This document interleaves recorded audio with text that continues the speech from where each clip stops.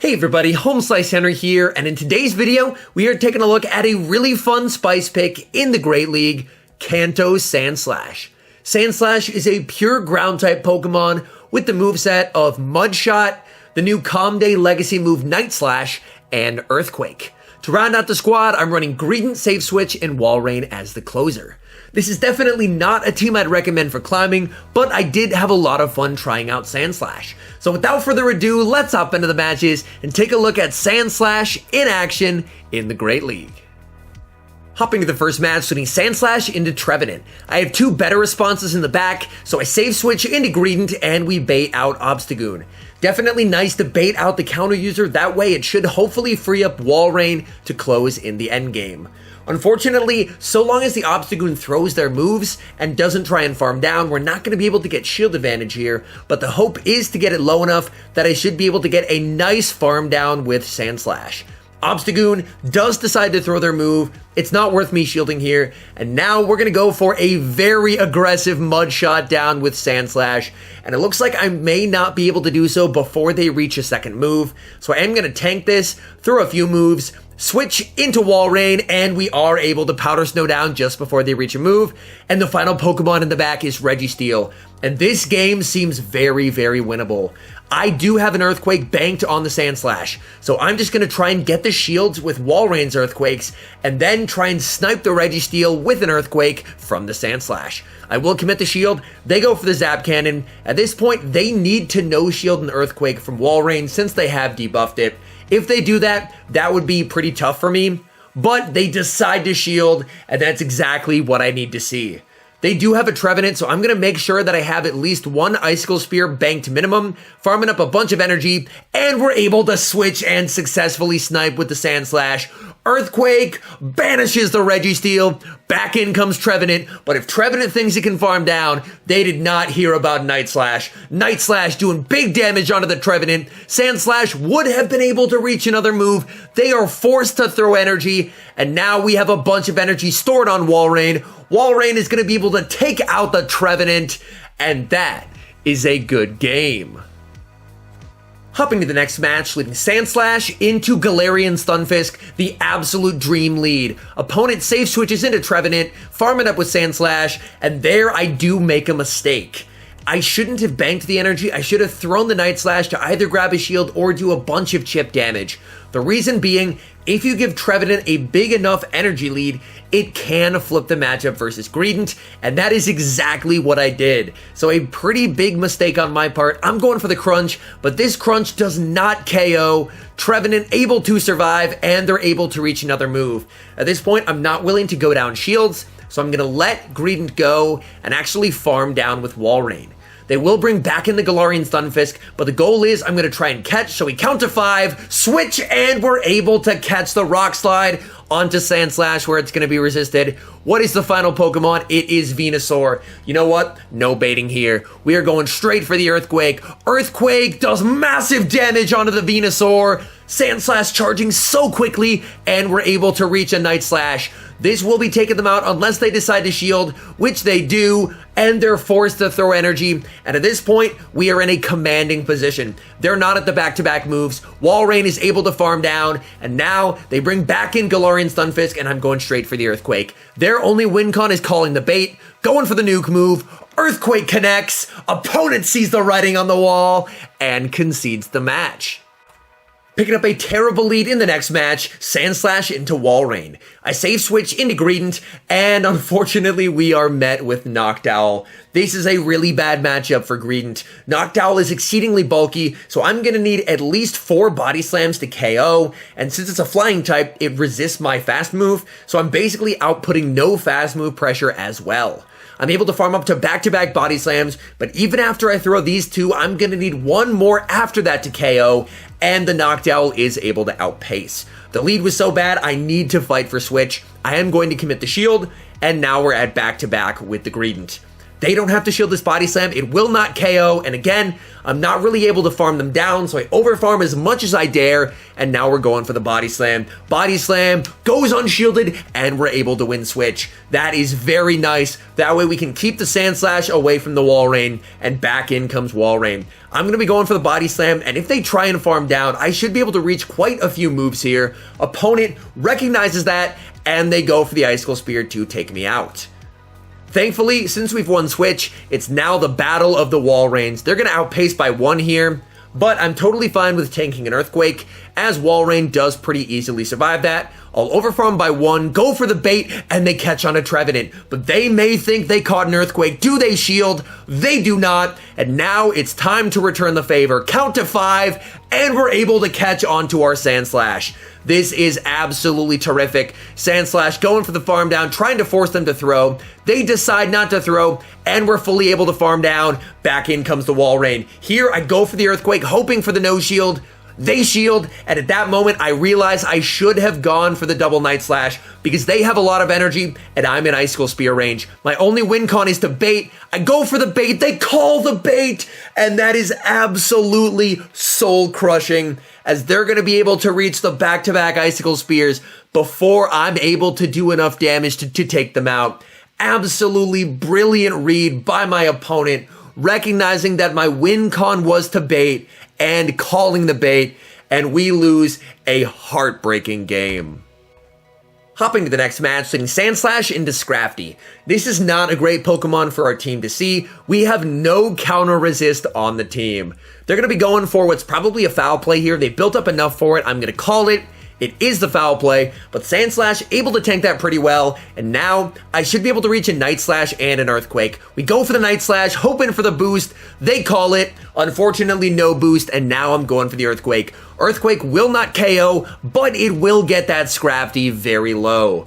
And now from here, I can pretty safely farm down with Greedent. They're only going to be able to get to 1 move. They go for the foul play. Greedent tanks that no problem and is able to Bullet Seed down. What do they have in back? They have Talonflame. So this is not great for me, because my remaining 2 Pokemon both technically do have losing matchups to Talonflame.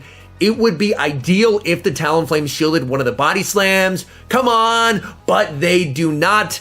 And they perfectly overfarm to throw just before I reach body slam number 3. I'm going to let this through.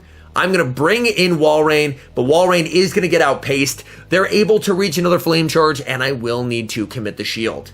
Thankfully, they're pretty low. We'll have to see what's in the back, and it is Venusaur. I'm farming up, and they're able to reach a move. This is not great. They are now 6 away, and I'm 5 away from getting to a 3rd Icicle Spear. So this is going to be very close, and I'm going to need to deny the fast move. We go for the back-to-back, and I don't think they got a fast move through.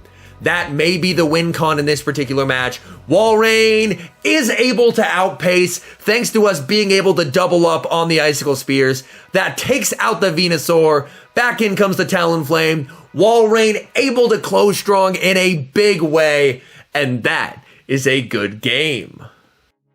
Hopping to the next match, leading Sandslash into Azumarill. This is a very poor lead, gonna instantly save switch into Greedent, and the opponent responds with a Sableye. This is by no means a good response to Greedent, and that means that we should be able to flip switch advantage.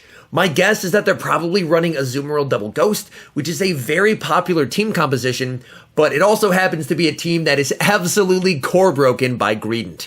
I can tank 1 move totally fine, and now I'm going for a 2nd crunch. This does not KO, but the opponent decides to shield. The opponent is recognizing how important it is for me to flip switch, and they do not want to let that happen. I am going to match shields. I do outpace in this matchup, and now I'm going for another crunch. This does not KO since we haven't gotten any crunch debuffs. They commit the shield, and we still don't get any crunch debuffs. The RNG is not on our side today. Going for crunch number 4, we're able to get a Bullet Seed through. And so long as they're not at back-to-back, which they're not, we are able to farm down. Back in comes Azumarill, but this has become a very different game. We have switch advantage, and we still have quite a lot of health on our Greedent. Greedent going for the body slam, able to get there, and if they're throwing the Ice Beam, this should be a CMP tie. Body slam takes them below half health, and it is CMP. Greedent is going to be taken out, but now we can put Walrus on the Azumarill, And their final Pokemon is revealed to be Kofagrigus, and this is exactly why we have Night Slash on our SANDSLASH. Going for the Night Slash, hoping for the boost. It lands, we do not get a boost, and now, can we tank a Shadow Ball? This is going to be tough. Shadow Ball does quite a lot of damage. I'm going to farm up to get as low as possible, and then I'm going to go for the Night Slash. Night Slash, unfortunately, does not KO, and they're able to take me out. I try and farm down with Wall Rain, but they're able to reach a move, and suddenly this is very scary, because I don't think that Azumarill is quite in Earthquake range. So I am going to farm up, go for the Earthquake, and now I'm going to have to try and get to an Earthquake and an Icicle Spear. Earthquake lands, we are able to get to the Icicle Spear, Wall Rain, able to clutch it out in the last second despite the terrible lead, and that's a good game. Hopping to the next match, leading SANDSLASH into Defense Deoxys. This is another matchup where having Night Slash is pretty nice. We do outpace, so I'm going to throw on what should have been a CMP tie, but they actually go for the extra, which is a pretty nice play on their part. They throw just before I'm able to reach a move. I don't have to shield this, but I decided to shield. I'll be honest, wasn't 100% sure how much damage it would do, and then they save switch into Politoed. This is a pretty decent matchup overall for Greedent. Greedent, of course, able to hit for super effective damage with Bullet Seed, and the Body Slams do a considerable amount of damage as well. They decide to go for the Earthquake. That does quite a bit of damage, but Greedent is going to be able to hold on. We are going for the Body Slam. This will not KO, but it is going to get them very low, and they decide to go for a Weather Ball instead of going for another Earthquake. We do survive this Weather Ball, so I can totally survive that. And I'm not going to risk it by over-farming because Politoed is incredibly spammy. We are going for the Body Slam. Body Slam able to take them out. Back in comes the Defense Deoxys. Defense Deoxys not able to farm down. We reach the Body Slam and we're able to grab a shield.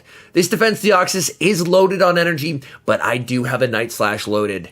SANDSLASH able to grab the shield, and this is CMP. I will decide to commit the shield. It is a Psycho Boost. What do they have in back? They have Umbreon in the back. I'm going to farm up, switch, and catch onto the Wall Rain. So now we have a ton of energy loaded on the SANDSLASH. They're going for the foul play. But the one downside here is that Umbreon is a combination of very bulky and, thanks to Snarl, very spammy as well. So being down on energy here is a little scary. Thankfully, Wall Rain charges pretty quickly as well, so we are going to spam out these Icicle Spears, doing as much damage as we possibly can. Unfortunately, no shields left. We just have to tank these moves. They go for the foul play, and they're going for another foul play here. This is going to be taking us out, which is not great. We come back in with the SANDSLASH. I lost count. I thought I was able to overfarm by one more, but I lost count and they're able to reach a foul play. That is absolutely terrible. Big mistake by me. And now I have to hope that a Night Slash is going to be enough to KO. Come on, SANDSLASH. Please. KO with the Night Slash. Night Slash does not KO and they reach a move. So a pretty big misplay by me. I got greedy over farming and it cost me the match. Hopping to the final match, leading SANDSLASH into Shadow Granbull. I save switch into Greedent, and the opponent responds with a shiny Defense Deoxys. That is an incredibly cool shiny, by the way. Sadly, one I was not able to get. We go for the crunch, and we actually get a defense debuff. The defense debuff is real. We have finally gotten one. Going for a second crunch, and because of the debuff, the opponent is forced to shield. Getting shield advantage here is incredible because Shadow Granbull is a lot less scary after you take away its shields. I'm going to bring back in the SANDSLASH. I'm going to have to tank a Psycho Boost, but that is totally fine because we tank that no problem. And then I'm going to overfarm by one and then go for the Night Slash. This will be taking out the Defense Deoxys. Do they bring back in the Granbull? They bring in their third, which is Wall Rain. We do have a shield advantage in this matchup, which is quite nice and a tough call to make. Do we shield? We do, and they do not bait. We're able to shield the Earthquake, which is massive. I am going for the Earthquake myself. Earthquake, able to land, and they bring in Shadow Granbull. But this is where Shadow Granbull not having two shields makes a big difference because they're forced to take one. That does a ton of damage, and we're just going to be able to outpace them. So I am going to be going for yet another Icicle Spear. We take them out. Back in comes the Wall Rain. I'm going to farm up. This is a tough call. They very well could be baiting. So I am going to shield. They did bait me. I'm expecting them to call the bait back. So I'm going straight for the Earthquake, no baiting here. Unfortunately, they do shield. I'm going to stay in, and they need the Earthquake to take me out here. And if you remember, I did overfarm by 1. SANDSLASH, able to get to the move. That overfarm earlier pays massive dividends, taking out the Walrein, and we get a boost for the road, and that is a good game. All in all, I had a ton of fun trying out the new Community Day Night/Slash SANDSLASH. Overall, I don't think the Open Great League is the best fit for it, just because a lot of the really common meta mons like Walrein, Azumarill, Swampert, Skarmory, SANDSLASH does really struggle against, but I think that in certain limited metas or future cups, now that it does have a bait move with boost potential, it could be a real threat. Anyways, thank you guys so much for watching. If you're enjoying the content, make sure to leave a like and subscribe to the channel if you haven't. And a special thank you, as always, to our members here on YouTube. The support you guys provide is sincerely appreciated. So thank you guys oh so very much. And until next time, I've been HomeSliceHenry.